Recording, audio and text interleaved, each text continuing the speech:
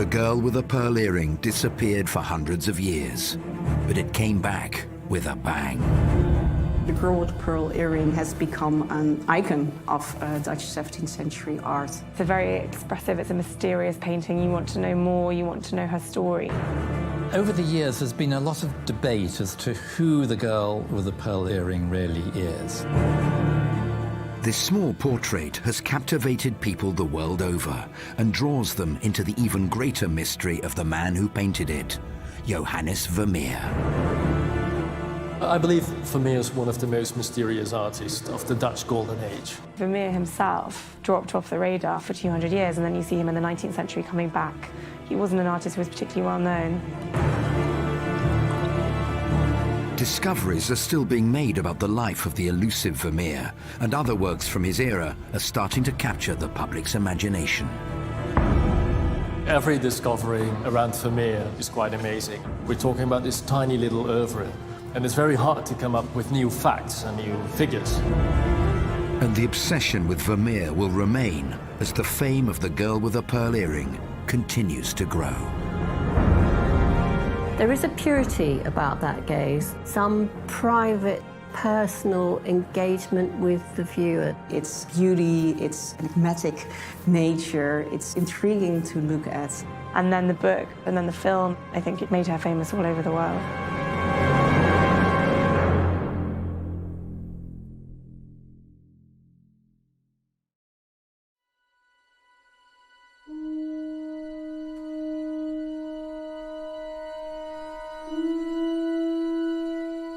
Johannes Vermeer is now considered one of the greatest artists of the Dutch Golden Age of painting. But in his lifetime, he never reached the lofty status of his brilliant contemporaries. Rembrandt was the most important Dutch artist of the Golden Age. Rembrandt, of course, known for his broad brushstrokes and his very inventive artistic mind. There were many others, and they include Frans Hal, who did fantastic portraits, and Jan Steen, who owned an inn and who did rather bawdy pub scenes. Then you have painters like Jacob van Ruysdael, who was doing new things with landscape. So you really had a lot of different artists working in different genres across painting at that time. There was an explosion of artists, which was quite extraordinary, actually. Vermeer's hometown of Delft was producing numerous great artists as it became a focal point in the blossoming Dutch Republic. And although a range of different artistic styles was emerging, there was a clear hierarchy in terms of the subject matter of paintings. History pieces, so paintings that are portraying stories from antiquity, mythology, or the Bible, were the most important paintings. Portraits probably came next, and then genre paintings of everyday life. Then you have the landscape genre, which is also ruins, seascapes, they all fit into there, and then still life. These kind of paintings were maybe not as high esteemed by the theorists of the time, but collectors really wanted them. From the little evidence we have, it seems that Vermeer experimented with different styles, and at first he attempted works that sat at the top of the established hierarchy. We have a religious scene of Christ in the house with Mary and Martha, and a painting of the goddess Diana and her companions. But just as he began his career as an artist, his hometown of Delft was about to change drastically. Delft was one of the main towns in the western part of the Dutch Republic. Quite an interesting town when you think about developments in scientific and scholarly professions. So there was quite a lot going on. Delft today is not a particularly large city, but in Vermeer's time it was one of the major towns in the Netherlands, and it was comparatively wealthy, which made it a very good place for artists to be based. It had to do with trade. There were chambers of the Dutch East India Company and the West India Company, so there was trade with Asia and America. But more importantly, it was also an industrious city. There was beer being made, different kind of fabrics, and of course ceramics. Along with Vermeer, another great artist to be based in Delft was Karel Fabricius, but he would be killed when the city was devastated on October the 12th, 1654, in an event that came to be known as the Delft Thunderclap. The nation's gunpowder artillery was all being kept in the city center. It's unbelievable, but it's true. There was this huge sort of gunpowder explosion. A quarter of the town was destroyed. Fabricius died and his studio collapsed while he was working on a painting. For that reason, we only know a few of his paintings, about a dozen of paintings. He was only in his early 30s. He was really in the prime of his life. I'm pretty sure that Fabricius, who was so talented, or even the most talented student of Rembrandt, who made this fantastic goldfinch, which is also in the Mauritshuis, that he would have been much more known nowadays. I think he would have been world famous, of course, because I think he's a really excellent painter. Some scholars have suggested that Fabricius was the master who trained Vermeer, but that's not at all certain. Their styles are quite different. It's probably because of a poem that was published some years after Fabricius's death, when it was suggested that Vermeer had risen from the flames like a phoenix to take over Fabricius's role as the leading artist in Delft. After the shock of the Delft Thunderclap, Vermeer seems to have changed his direction as an artist and veered away from history and mythological painting. He first moved on to a genre scene called the Procuress, which may include a self-portrait. But with The Maid Asleep and A Girl Reading a Letter by an Open Window, he found his now quintessential style. And many of his paintings from then on featured a single woman, often wearing jewelry made from pearls. Almost all women Vermeer painted are wearing pearl earrings or pearl necklaces. And for that reason, of course, Vermeer is highly associated with pearls. Pearls were a luxury item, and he tended to paint well-to-do ladies. And of course, visually, it adds interest, and you have an area of light and reflection, a little dot, which adds interest to a portrait. I think it's really just showing this exotic, travelling, trading, pioneering aspect to society that was really pervading then, with this merchant class that took on new powers and were art collectors. And it was a time when people started hanging art in their homes, normal people, merchants, the bourgeois classes who had really come to the fore in the Dutch Republic, started using paintings really as decoration, and there became a secondary market rather than buying direct from the artist. Trade was enormous, so people had money to spend, and the fact that they had money to spend and were from different stratas of society meant that they were also wanting different types of decoration for their homes. While Vermeer became known for his calm domestic interiors, he did also paint some exterior works, including a landscape of his hometown of Delft and a couple of small paintings of little streets within Delft. One of this pair of paintings has gone missing, and the other has confused researchers for decades as to its exact location, until now. Well, it's something people have wondered about for many, many years, and there have been some very, very detailed studies, people looking at brickwork, people looking at maps and where gardens used to lie. And now all of a sudden, well, we're here with what we believe is quite a conclusive answer. An Amsterdam art historian and professor made a very important discovery about where the little street was painted. The professor found a ledger from the 1860s with tax records about how much house owners on the canals in Delft had paid. Professor Gijzenhout went into a part of the archives that no one had ever consulted, registers about the maintenance of the canals in Delft. And the great thing is that these are very, very detailed, so they mention not only the houses and the width of the houses, but also the gates in between houses. And apparently there was just one location in Delft where you could find two gates next to each other. He then looked at the houses in the back of Vermeer's painting, and they matched up with what was at the back of this street. So it does identify for the first time where the painting was done. Vermeer knew this place. His mother lived across the canal. His sister was in the neighborhood. His aunt lived in that particular house. We know that the aunt worked in the tripe trade in the local market, and they call it the tripe gate, where the house was. It's where she cut up and organised the tripe ready for market. So yeah, it was really quite a sort of poverty-stricken area. Perhaps he was there sort of analysing where he came from and his roots. I think when you look at the oeuvre of Vermeer, I mean, you see that he made lots of interiors, but he only made 3 townscapes. Big view on Delft, 2 depictions of houses, and this is one of them, and the other one is gone. I mean, we do not know where it is. Looking at this and a new discovery, it makes clear that Vermeer really looked for places that he knew, which were important to him. So it would be interesting to go back to his interior scenes again and try to figure out if we can tell a little bit more about the significance of these locations for him as well. Vermeer would die suddenly in Delft at the age of 43, not far from the location of his little street. He would quickly fade into obscurity, unlike many other artists of his era. But nearly 200 years after his death, his name started to re-emerge from the shadows.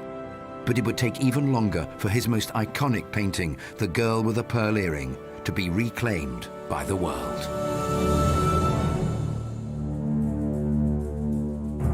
In the same year that Johannes Vermeer was born, Delft welcomed another of the Netherlands' most famous sons, Antony van Leeuwenhoek, the father of microbiology. He likely knew Vermeer and may have even featured in 2 of his paintings. What we know for certain is that upon Vermeer's sudden death, van Leeuwenhoek would become executor of his estate. But that estate was not worth much at the time, and it would be nearly 2 centuries before the art world began to take another look at Vermeer. I think a lot of this is because Vermeer himself was fairly well known, he was well respected in his lifetime, but he really just dropped off the map. He was only discovered or rediscovered in the late 19th century. And especially in the beginning of the 20th century, people really tried to reconstruct his oeuvre. There's still this hunger for new information about Vermeer, what he did, who he was, and what he made.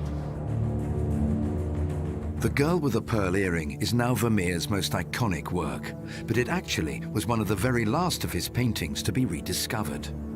The existence of the painting was unknown for quite a long while. In 1881, it was found at an auction in The Hague by a collector, Arnoldus Andries de Tombe. And before that time, nobody knew of the existence of the painting. It was sold as an anonymous painting. And Tore Berger, who was the art historian who'd rediscovered Vermeer, had done so 10 or 20 years earlier, and he was dead by this time, so he never saw the painting. Interesting that he didn't see it, because actually he was a marvellous, marvellous man, I think. And he was tracking all over the place looking for Vermeers, and was just so delighted when he discovered Vermeer for himself, and he was astounded that people hadn't really recognised this artist. It was seen at the auction or sale by 2 people who thought it might be a Vermeer. Nobody was interested. So the collector could buy the painting for just 2 guilders and 30 cents. That's like euro nowadays, so that's nothing, even at those times. The painting was then cleaned, and when they cleaned it, the restorer noticed the Vermeer signature, and it was later accepted by Bradius, who was regarded as the most important Dutch art historian in the late 19th century. So it was then added to Vermeer's oeuvre. Ever since the now iconic painting was unearthed, people have been developing theories as to her identity. Over the years, there's been a lot of debate as to who the girl with the pearl earring really is. And some people have suggested that it could be Vermeer's eldest daughter, who would have been around 12. Vermeer had 11 children, and the house was full of people, it seems. It is possible that he would have been looking at his offspring and being able to recycle things that he saw in their young faces. It would make sense that it was a family member, someone that he didn't have to pay for their time. They would sit down in front of him and he would have as long as he wanted. But it's impossible to tell. We don't know. That's the thing with these kind of paintings. The girl with the pearl earring isn't a true portrait. It's what I called in the 17th century a so-called tronie. It's a Dutch word. It just simply means a face or a head. It's a representation of a character. Quite often they have quite sort of vivid characteristics in their face, or they're dressed in costume. So you might have an elderly woman or a fisherman or someone who is representing something. They weren't meant as actual identifiable likenesses of individuals, but more like character studies, just the face. The girl with the pearl earring maintains an enigmatic quality to it even now, especially in terms of the clothing that she's wearing. Everybody thinks that it's just a typical 17th century Dutch girl. But Dutch girls didn't wear the kind of headscarves, or it's a turban-like headscarf the girl is wearing. Artists love painting something like a turban. There are folds that you can really show your full artistic genius in showing this item. And also it shows a bit of exoticism. There was a lot of trade going in and out of Holland in the Dutch Republic. You can see that items like this were coming back from afar. The Dutch ruled the waves, you know, and they were bringing stuff like beautiful Baroque pearl earrings back to their cities. The painting is similar to another work by Vermeer of a young girl that resides in the Metropolitan Museum of Art in New York. But this painting hasn't captured the modern public's imagination in the same way. The study of a young girl at the Metropolitan is very similar to the girl with the pearl earring. Vermeer probably made that painting some years later than the girl at the Mauritshuis. The young woman at the Metropolitan is simply not as good a painting. If you look at her, her face is rather flat, as is the dress that she's wearing. It's a different face. The girl with the pearl earring has a much more idealized face, which is still very appealing to most people. I think people all over the world like to look at her. I think she's beautiful. And a lot of people who visit the Mauritshuis have never heard of the painting in the Metropolitan, and they are mostly quite amazed that Vermeer did more of these throny kind of paintings. It just doesn't leap out with you at the same way. It's a Vermeer, but it's not of the same quality. The girl with a pearl earring has traveled extensively around the world for over a century as it became more and more famous, just like its creator. But it's too fragile to continue traveling and will now remain permanently at its home in the newly refurbished Mauritshuis in The Hague. Mauritshuis has a small but fantastic collection of Dutch Golden Age art. The girl with the pearl earring was probably among the half-dozen most important pictures in the 20th century, but it's really only in the last few years that it's sort of become the icon. It has to do with the impact the painting has when you look at it. Its beauty, its enigmatic nature, it's intriguing to look at, and that, of course, is the most important reason for her fame. It is a wonderful image. I mean, it is very appealing. The girl looking out against the dark, almost black background. We're not quite sure how old she is, what she's thinking. She was used as the poster girl for a Vermeer exhibition at the National Gallery in Washington. I also saw her used as a sort of poster outside the Mauritshuis. So it's an image that we're used to seeing. Of course, it was Tracy Chevalier's novel and later film, which has really made it even more well known. It's just taking the painting and illuminating it and bringing it to life with a completely fictional story, but I think that's really caught people's imagination and made them wonder more about the works themselves.